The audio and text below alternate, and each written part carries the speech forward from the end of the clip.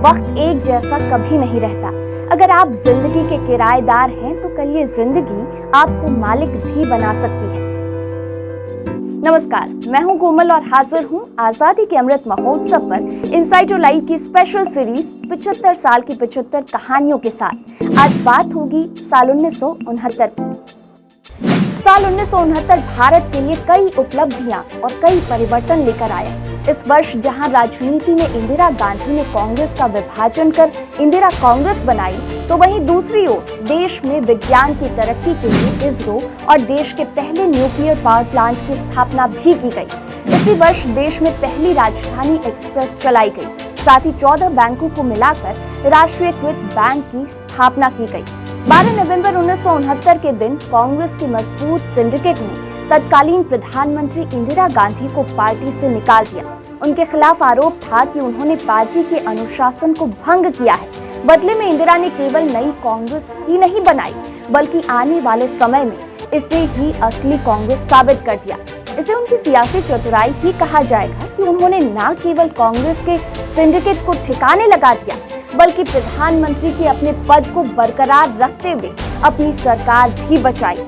दरअसल इस सारे खेल की शुरुआत 1 साल पहले से ही हो चुकी थी, जब कांग्रेस सिंडिकेट के सदस्यों ने इंदिरा गांधी को प्रधानमंत्री के पद से हटाने के लिए कमर कस ली थी। इंदिरा गांधी को कांग्रेस सिंडिकेट ने ही 1966 में प्रधानमंत्री बनाया था, लेकिन तब वो ना तो अनुभवी थी और ना ही सांगठनिक तौर पर मजबूत। लेकिन 1967 के आम चुनाव ने काफी हद तक इंदिरा को राहत दी। उन्होंने अपनी सरकार पर कुछ हद तक नियंत्रण स्थापित कर लिया।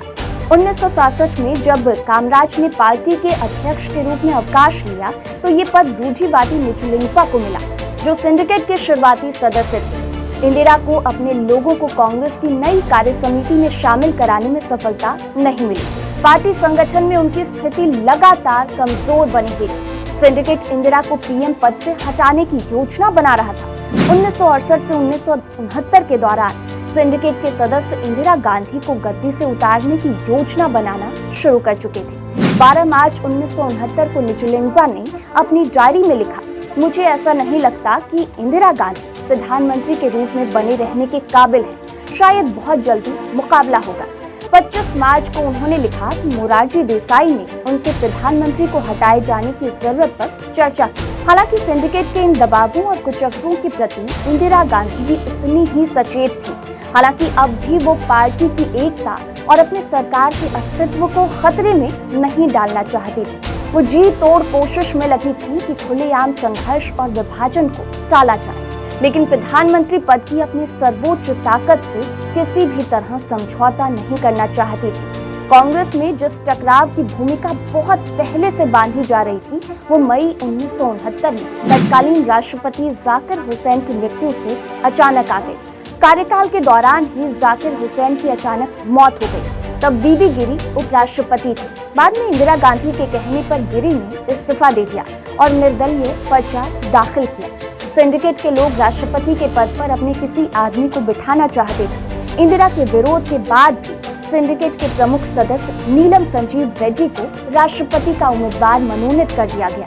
अब इंदिरा को लगा कि उन्हें खुलकर मैदान में आना ही होगा।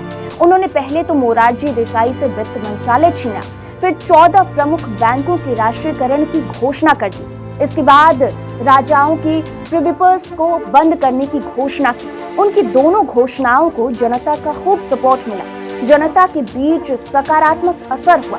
लोकप्रियता आसमान छूने लगी। राष्ट्रपति के उम्मीदवार के लिए निर्दलीय के तौर पर उपराष्ट्रपति वीवी गिरी खड़े थे, जिन्हें वाम दलों, डीएमके, अकाली दल और मुस्लिम लीग का समर्थन हासिल था। इंदिरा चाहती यही थी कि वीवी गिरी को समर्थन दिया जाए, लेकिन कैसे, ये उनकी समझ में नहीं आ रहा था। इसका मौका कांग्रेस के अध्यक्ष निचुलिंगपा ने खुद ही दे दिया।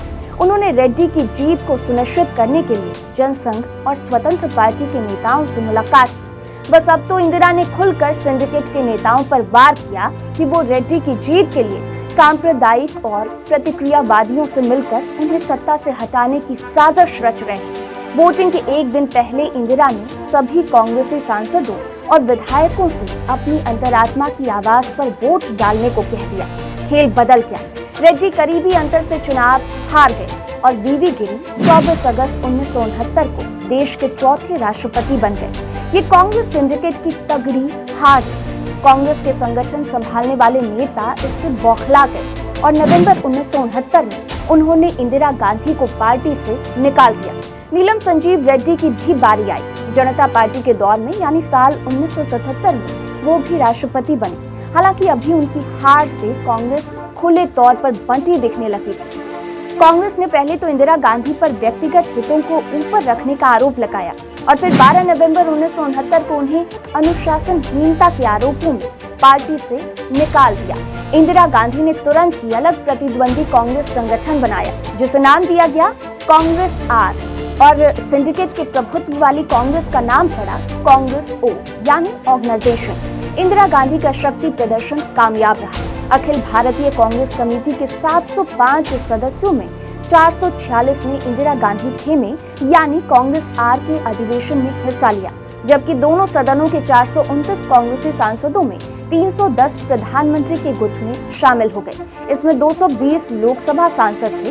कांग्रेस आर को लोकसभा में बहुमत साबित करने के लिए 45 सांसद कम पड़ रहे थे। इसे पूरा करने के लिए इंदिरा ने कम्युनिस्ट पार्टी और निर्दलियों से समर्थन मांगा, जो उन्हें आराम से दिया गया। इस तरह इंदिरा गांधी ने सिंडिकेट से कांग्रेस नेताओं का कांटा हमेशा के लिए निकाल फेंका। तो आज के एपिसोड में इतना ही। फिर मिलूंगी कल अगले एपिसोड में, यानी साल 1970 की महत्वपूर्ण घटनाओं के साथ। देखते रहिए इनसाइड टू लाइव। नमस्कार।